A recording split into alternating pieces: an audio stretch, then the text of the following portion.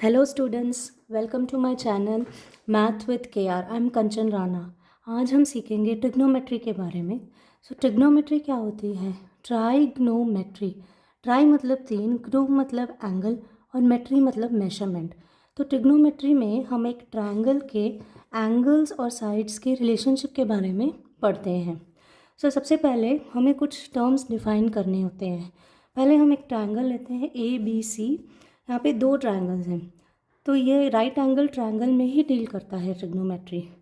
तो सबसे पहले हमें तीन टर्म्स को डिफाइन करना है, हाइपोटेन्यूज, बेस और परपेंडिकुलर। हाइपोटेन्यूज को हम डिनोट करेंगे H, बेस को डिनोट करेंगे विथ B और परपेंडिकुलर को डिनोट करेंगे विथ P। तो पहले फर्स्ट ट्रायंगल में हाइपोटेन्यूज हमेशा वो साइड होता है जो राइट एंगल के ऑपोजिट हो। तो इस ट्रायंगल में B is the right angle and इसके ऑपोजिट होगा AC। AC will be the hypotenuse, इसको हम डिनोट करेंगे H। तो सिमिलरली सेकेंड ट्रायंगल में राइट एंगल के ऑपोजिट होगा AC, ये हो गया हाइपोटेन्यूज H।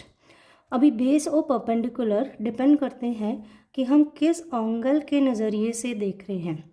फर्स्ट ट्रायंगल में एंगल A थीटा है, तो अगर एंगल A थीटा है तो इस एंगल के ऑपोजिट वाले साइड को बोलेंगे परपेंडिकुलर P और जो बच गया उसको बोलेंगे बेस।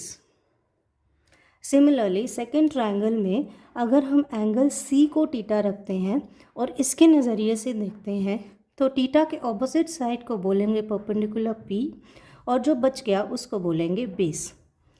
ये तीन टर्मिनोलॉजी बहुत ज़रूरी है, hypotenuse, base and perpendicular. Hypotenuse हमेशा वो साइड होता है जो राइट एंगल के ऑपोजिट हो और परपेंडिकुलर हमेशा वो साइड होता है जो एंगल के ऑपोजिट हो, और जो तीसरा साइड बच गया वो है बेस। अभी हम कुछ टर्मिनोलॉजीज़ की डेफिनेशंस देख लेते हैं। वो है sine theta, cos theta and tan theta. इनको हम बोलते हैं ट्रिग्नोमेट्रिक रेशियोज़। ये कुछ नहीं है, बस राइट एंगल ट्रायंगल के अलग अलग साइड्स के रेशियो को डिफाइन किया गया है। इसके डेफिनेशंस बहुत इजी है। हमें ये 6 कैटेगरीज हैं, हमें पहले 3 याद करने हैं, उसके बेसिस पे हम बाकी याद कर सकते हैं। साइन थीटा की वैल्यू होती है परपेंडिकुलर बाय हाइपोटेन्यूज।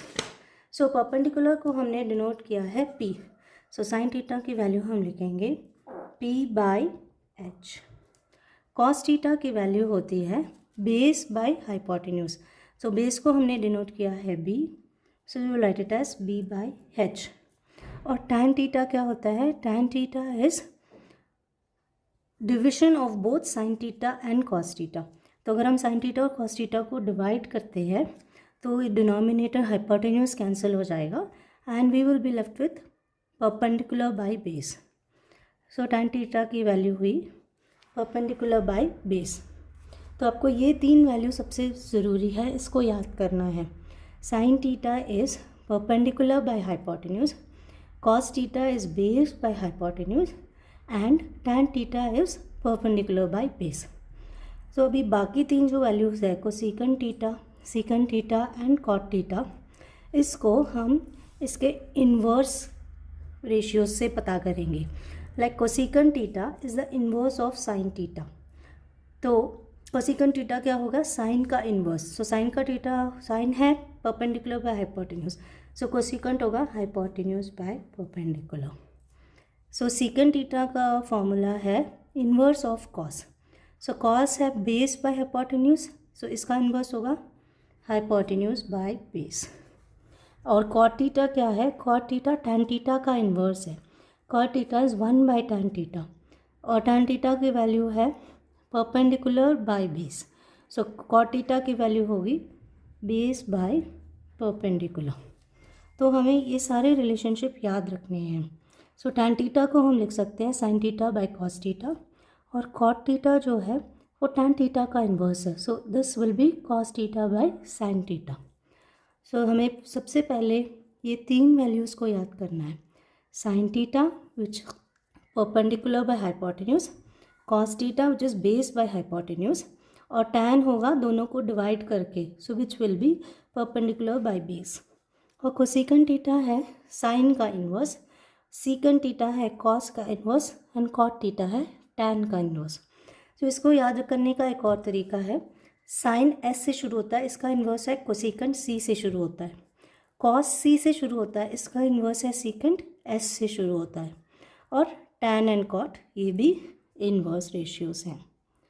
तो इसके अलावा हमें ट्रिग्नोमेट्री में एक और बहुत इम्पॉर्टेंट फॉर्मूला याद करना है जो है पिथागोरस थ्योरम।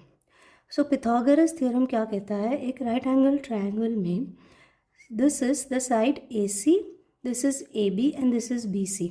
सो पिथागोरम थ्योरम कहता है कि the square of the hypotenuse is equal to the sum of the squares of the other two sides.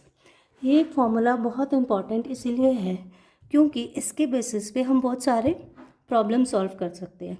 Suppose हमें AC और AB दिया गया है और हमें BC ढूंढना है, तो हम इस फॉर्मूला से we can write BC as BC square is equal to AC square minus AB square.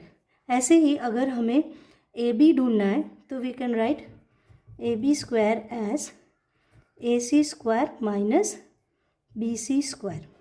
So Pythagoras theorem use करके हम किसी भी दो नोन साइड्स को यूज़ करके थर्ड अननोन साइड को ईजीली सर्च कर सकते हैं। So this is a very important formula in trigonometry.